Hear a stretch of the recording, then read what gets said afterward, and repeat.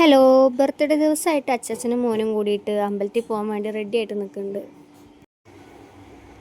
അമ്പലത്തേക്ക് പോകാൻ വേണ്ടി അച്ചാച്ചൻ വിളിച്ചതും ആൾ നീറ്റ് വേഗം ഉഷാറായി. അച്ചാച്ചൻ തന്നെ കുളിപ്പിച്ചു കൊടുത്ത് അമ്മമ്മ ഡ്രസ്സൊക്കെ മാറ്റി കൊടുത്ത് അമ്പലത്തേക്ക് പോകാൻ വേണ്ടി റെഡി ആയിട്ട് നിൽക്കുകയാണ്.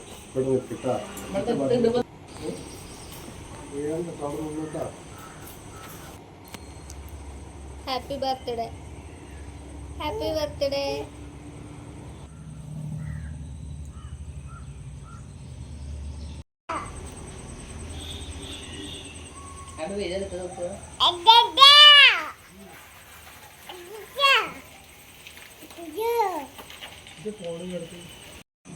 അങ്ങനെ അവർ പോവാൻ നിൽക്കുമ്പോഴാണ് ഇവർ വിമാനം പോണ കണ്ട്. അത് കണ്ടപ്പോൾ പിന്നെ അവന് പറയും വേണ്ട. വിമാനം നോക്കിയിട്ട് എന്തൊക്കെയോ അച്ചാച്ചനോടും അമ്മമ്മയോടും ഒക്കെ പറഞ്ഞിട്ടാണ് ആൾ പോകാൻ നോക്കുന്നത്. അങ്ങനെ അവരമ്പലത്തേക്ക് പോവാണ്. അവരമ്പലത്തിൽ പോയിട്ട് വേണം ഞങ്ങൾക്ക് ബാക്കി പണികളൊക്കെ നോക്കാൻ.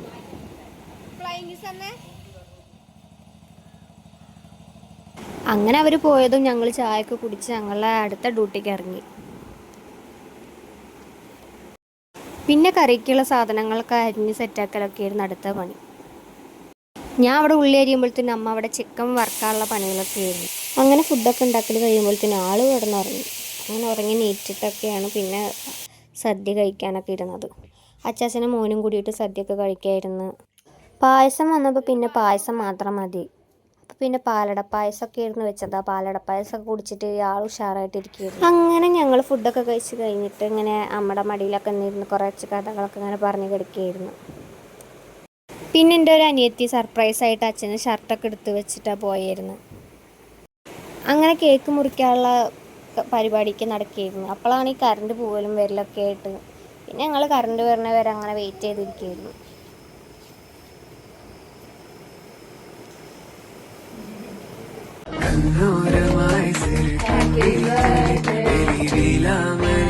ഒരു നദിയാനതേ അത് അനയാകിയ മീറിയ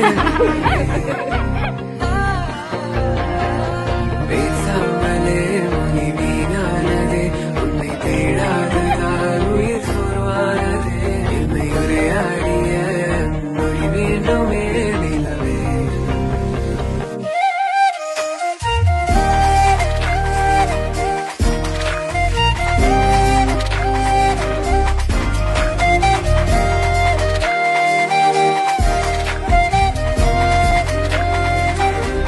ഗിഫ്റ്റ് അൺബോക്സ് ചെയ്യാനുള്ള വീഡിയോ എടുക്കാൻ മറന്നുപോയി.